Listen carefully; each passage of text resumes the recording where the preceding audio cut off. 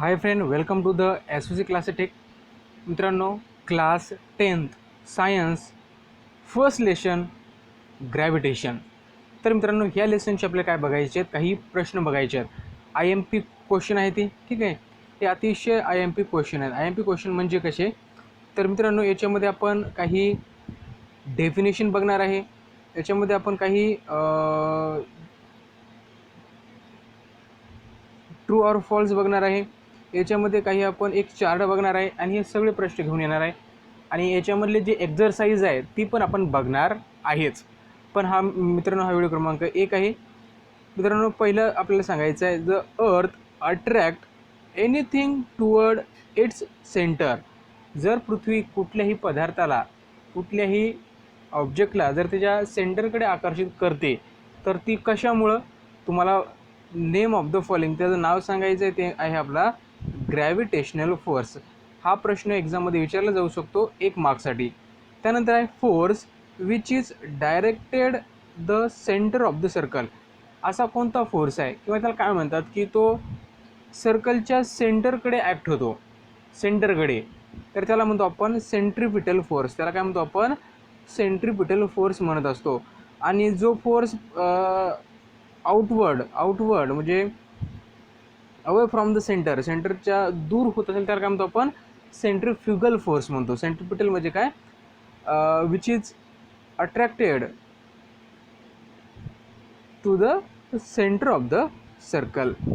Then amount of matter present in a object. ठीक आहे, एखाद्या ऑब्जेक्ट म्हणजे किती मॅटर आहे त्याला आपण काय म्हणतो, मास म्हणतो. त्याला काय म्हणतो आपण, मास. ठीक आहे. Then who discovered the laws about the motion of the planet. Motion of the जे प्लॅनेटची मोशन आहे त्यांचा लॉज हे कोणी सांगितलेले आहे, ते सांगितले आहेत केपलर यांनी. कोणी, Kepler. Discovered about the gravitational force. Discovered about gravitational force. Gravitational force कोणी शोधून काढला, तर ते काढला सर आयझॅक न्यूटन यांनी. सर आयझॅक न्यूटन यांनी. ठीक आहे.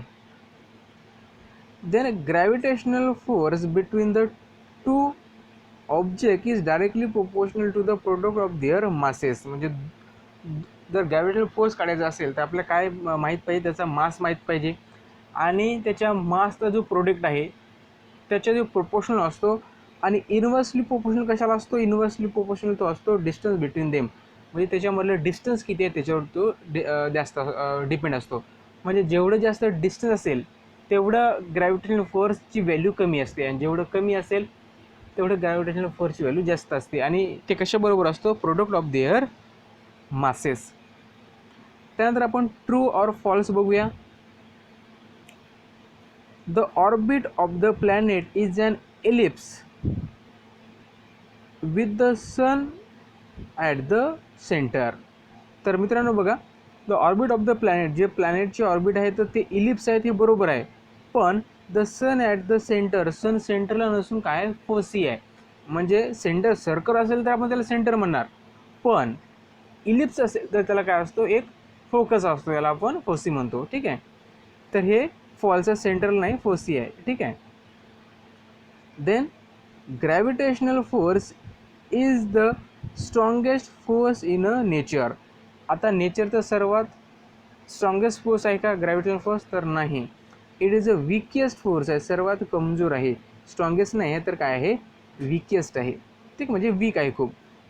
तर centre of mass of any object, कोणत्याही ऑब्जेक्टचं centre of mass having a uniform density, त्याची डेन्सिटी कशी असते, युनिफॉर्म असते.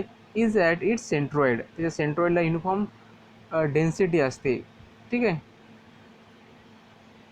तर हे कसं आहे, हे ट्रू आहे. Then according to the Newton's third law, motion of the force acting on a body result in its oscillation. म्हणजे एखाद्या बॉडीवर जर फोर्स ॲक्ट झाला तर त्याचा रिझल्ट काय असतो, तर ऑसिलेशन. काय असतो त्याचं, ऑसिलेशन. म्हणजे ऑसिलेशनमध्ये चेंज होते. तर हे आहे का मित्रांनो, तर नाही. तर हे फॉल्स आहे. हे सेकंड आहे. हे सेकंड लॉ ऑफ मोशन आहे. हा सेकंड लॉ ऑफ मोशन आहे. ठीक आहे. मग थर्ड लॉ ऑफ मोशन काय आहे, थर्ड लॉ ऑफ मोशन आहे every action is an equal opposite reaction. हे त्याचा थर्ड लॉ आहे. ठीक आहे, हे आपण बघितलं. त्यानंतर फिफ्थ बघूया.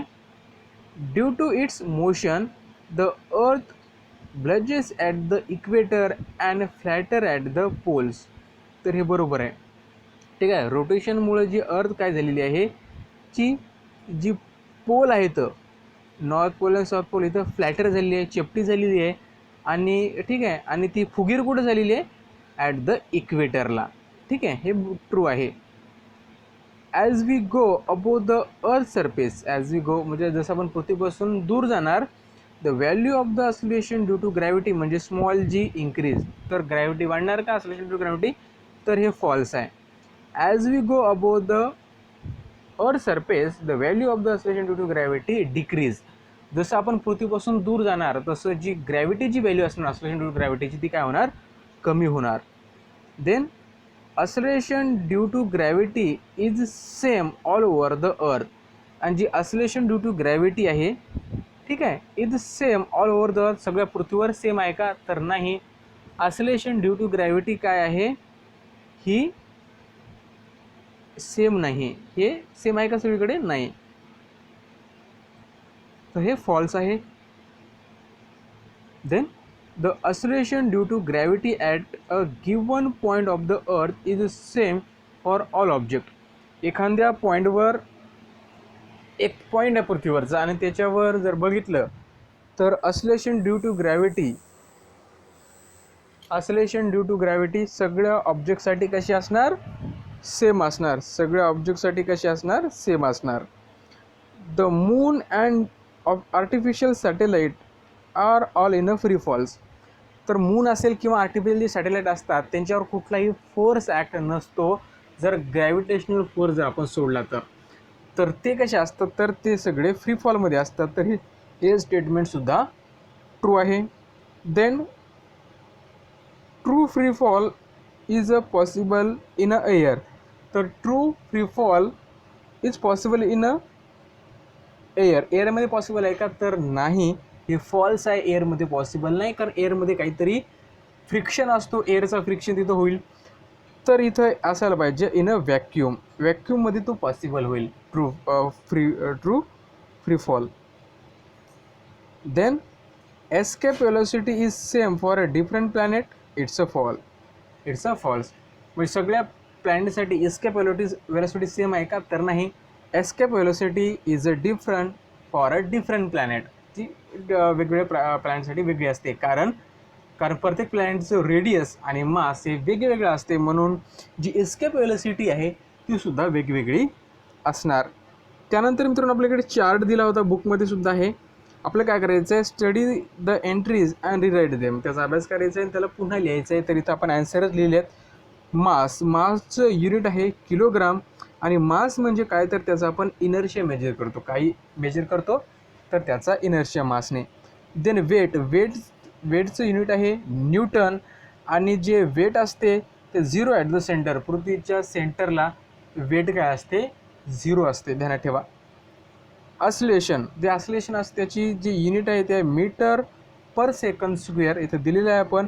आणि डिपेंड ऑन हाईट्स, म्हणजे असलेशन कशा डिपेंड असते, हाईटवर. जसं जसं आपण पृथ्वीपासून दूर जाणार तसं असलेशन ड्यू टू ग्रॅव्हिटी म्हणजे ही काय होत जाणार, कमी होत जाणार, हे ध्यानात ठेवा. ग्रॅव्हिटेशनल कॉन्स्टंटचं जे युनिट आहे ते न्यूटन मीटर स्क्वेअर पर किलोग्राम स्क्वेअर. आणि याचं बघा the same in the entire universe. आणि सगळ्या युनिवर्समध्ये ग्रॅव्हिटेशनल कॉन्स्टंट ही काय असते, कॉन्स्टंट असते. त्यानंतर काही क्वेश्चन दिलेले आहेत, आपण शॉर्ट ॲन्सर क्वेश्चन आहेत, खूपच कमी याच्यामध्ये लिहिले आहेत. आणि लॉंग ॲन्सर क्वेश्चन असतील ते पण आपण बघणार आहे पण पुढच्या व्हिडिओमध्ये.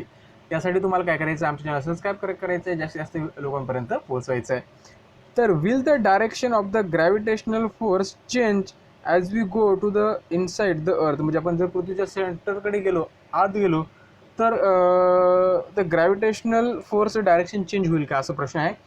तर नाही, होणार नाही. Because of the gravitational force acted toward the centre of the earth. म्हणजे जे फोर्स असतो ग्रॅव्हिटेशनल फोर्स हे पृथ्वीच्या सेंटरकडे ॲक्ट होतो, त्याच्यामुळे त्याची डायरेक्शन चेंज होणार नाही.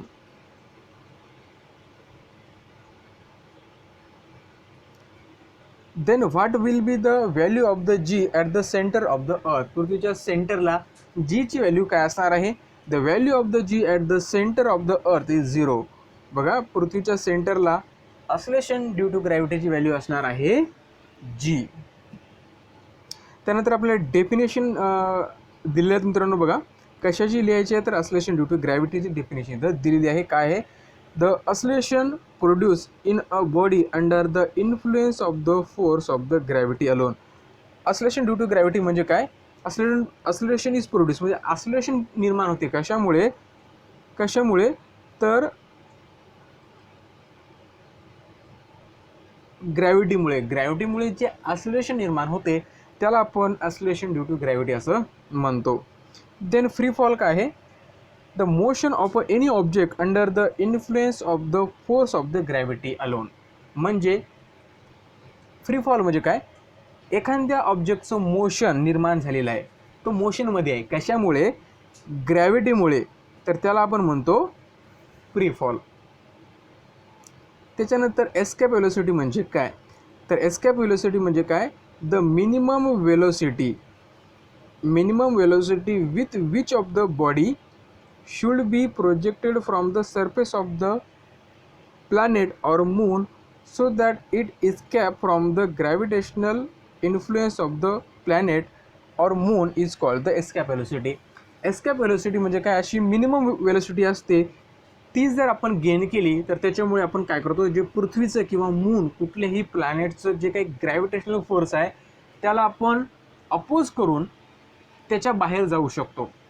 म्हणजे एस्केप वेलोसिटी म्हणजे अशी मिनिमम वेलोसिटी, म्हणजे किती वेलोसिटी जर आपण गेन केली तर आपण पृथ्वीच्या बाहेर, त्या पृथ्वीच्या ग्रॅव्हिटेशनल फोर्सच्या बाहेर किंवा जो काय प्लॅनेट आहे त्याच्या बाहेर आपण जाऊ शकतो. तर मित्रांनो, हे बघितले आपण. क्वेश्चन अतिशय महत्त्वाचे होते. ठीक आहे, ह्या एक्झाममध्ये विचारल्या जाऊ शकतात. एस्केप वेलोसिटी म्हणजे काय किंवा फ्री फॉल म्हणजे काय, याची डेफिनेशन विचारल्या जाऊ शकते 1 मार्क्ससाठी. तर मित्रांनो, सगळे प्रश्न एक ना एक वाक्य आपण बघणार आहे. त्यासाठी तुम्हाला आमच्या चॅनल सबस्क्राईब करायचं आहे आणि ह्या चॅनलला शेअर करायचं आहे. हा व्हिडिओ क्रमांक 1 होता. पुढच्या व्हिडिओमध्ये आपण जास्ती क्वेश्चन बघणार आहे.